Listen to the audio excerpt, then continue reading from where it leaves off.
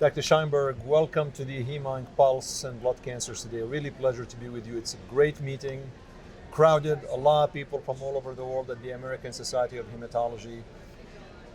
I want to pick your brains about myelodysplastic syndromes and what you have seen at the meeting that really intrigued you. I'm sure you've seen a lot, but pick a couple of things that really stood out in your opinion. Well, thanks, Chadi, for the opportunity for being here at this great meeting and to talk to you about MDS and mutations, genetics, marrow failures, etc. So MDS has had a big leap in terms of classification more recently, which includes a lot of molecular data and genetic sequencing. This was done by several groups and several centers in the United States and elsewhere, which created a classification called IPSS-M. Now that's important. That included a large number of patients, but we did not know how this would pan out in the real world. So what we're seeing at this meeting, in oral presentations even, where different groups, like at least three, different separate independent groups and cohorts of large number of patients, like 3,000 patients, were able to actually validate IPSS-M, showing that it's better than IPSS-R, which is the classification that we have been using for years and years and years. So now the incorporation of molecular data using a calculator. You can't do this by just looking at the genes. You have to go to this link and then you plug in all the information. We can actually risk stratify patients much better, which can actually help decide if this patient is really low risk, or they look like they're low risk, but they're actually high risk, and you should probably look into transplanting them, and vice versa. So that's an important classification advances.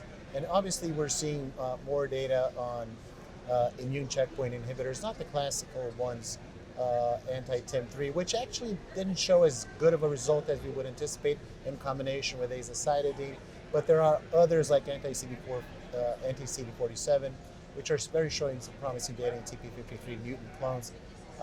We're seeing more luspatercept data in low-risk MDS, consolidating that for certain subtypes of MDS. And lastly, imetelstat, which is a telomerase inhibitor, showing that in low-grade MDS, there's a group of patients that actually might benefit long-term, about 30% from this strategy. So, in MDS, what I'm seeing is basically this in terms of what we see in terms of the orals and what people have actually seen as important in this space for this meeting.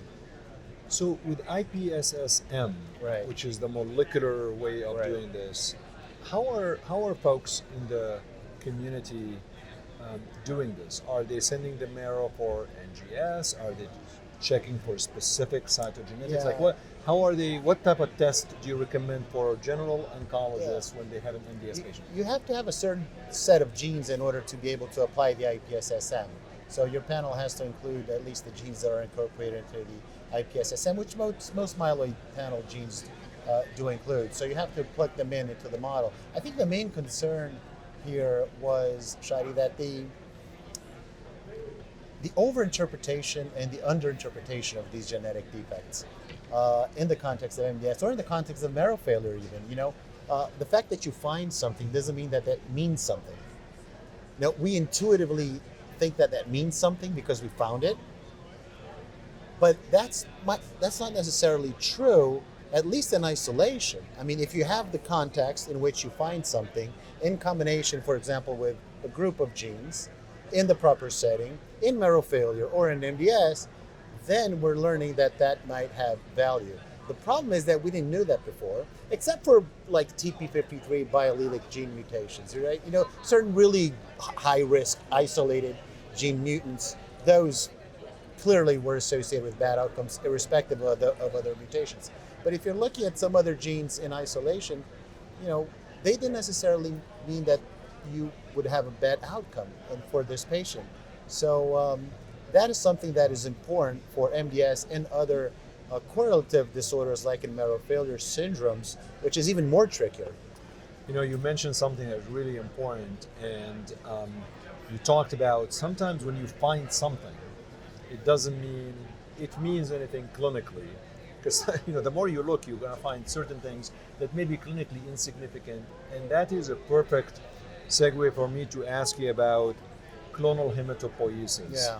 Because it's hot right now. A lot of people talk about it. But for viewers who are seeing this, how would you simplify clonal hematopoiesis of indeterminate significance? And what are you guys doing to tell us to separate the signal from the noise? Which clone we find that we need to do something about versus just ignore and watch? Well, that's not easy. Currently, we don't have a complete answer to that question. We identify, because we have access to these panels more and more, and we're identifying these genetic mutant clones, which might be pathogenic or might be of undetermined significance, or they might be CHIP. And depending on the context in which you find them, they might not represent anything of significance. Right. And I think we're seeing more data to suggest that the context in which you find them is important. It would have been very nice to have something that you found. You think you're very smart because you identified Exactly. it. You're tapping yourself in the back, right? And you find it and you want to make a big decision, based on that information, and take them to transplant, for example, which is not a trivial medical decision for the physician and for the patient, bone marrow transplant. So if you look at marrow failure syndromes in general, like aplastic anemia, for example, we have looked at huge data sets of sequencing, and we know that some patients can evolve to MDS, high-grade MDS, and leukemia. We don't know who those patients are, so there's been actually a lot of interest and efforts looking at large, huge sequence of patients, for example, with aplastic anemia or PNH, and those were not associated with clonal evolution to myelodysplastic MDS, high-grade MDS, or leukemia. Let me give you an example. We were able to find mutations, DNMT3A, TET2, ASXL1, and in So patients. I would have thought this would be pathogenic, but they're Well, not. we thought, we thought they would be pathogenic, and we looked, and they did not have a malignant condition yet. They had quote unquote a pre-malignant condition that could predispose them to having a malignant, like aplastic anemia. We find these mutations and we follow these patients, and they respond well to immunosuppression. They don't evolve to MDS or leukemia. They're just there. And the older you are, the higher the chance that you can identify these mutations because of CHIP. And it's age related. And So the older you are. What's the percent you quote people? I always struggle. It's very clonal, actually. These disorders that are not malignant can be very clonal.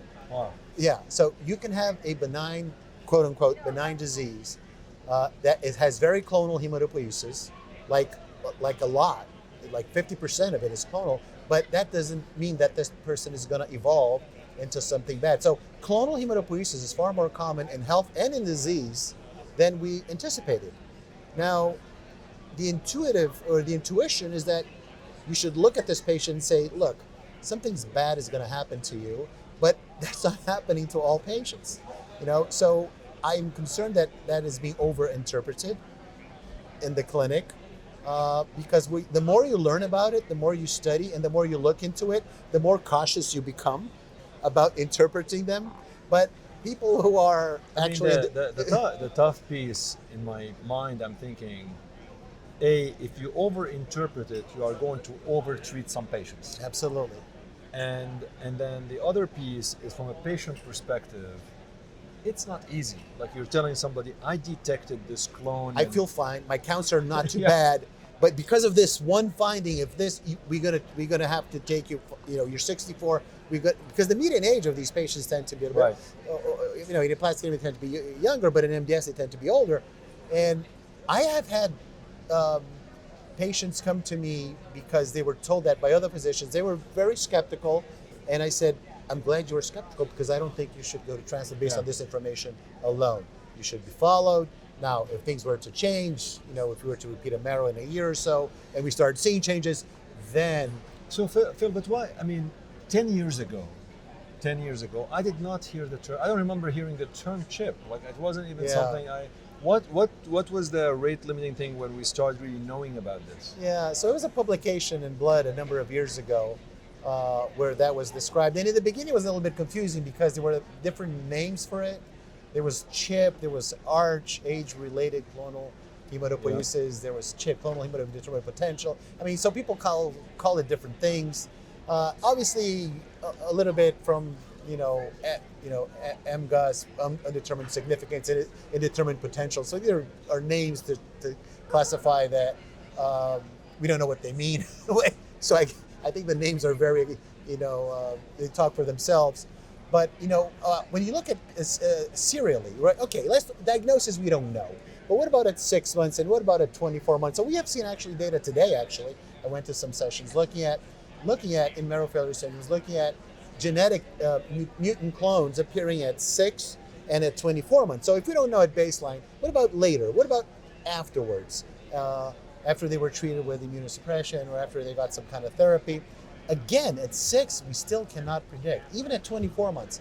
Yeah. So unless that is really put into context of increased blast counts or something else happening, but again, the criticism of that is that's too late, right? By the time they have increased blasts, by the time they have cytogenetic abnormalities, that's probably too late. Now you can say, okay, this RUNX1 or XL1 is pathogenic and it is causing. So we don't want to be too late. We want to be too early, but being too early, you could actually overcall things. And so we're at a bit of a conundrum here. What do we do? Well, clinical context matters, and you're going to solve this. We will definitely solve this. So if we're going to do this in 2 years, I'll promise I'll come up with answers. I'm expecting solution within 4 years when Brazil wins the World Cup next time. That's a sore subject because of the game Scheinberg, yesterday. Welcome. 4 years. I was cheering for you. Thank you very much. I was cheering for you. I was not happy. And nobody in Brazil. With the HemOnc Pulse and blood cancer today. And we'll win in 4 years. Absolutely.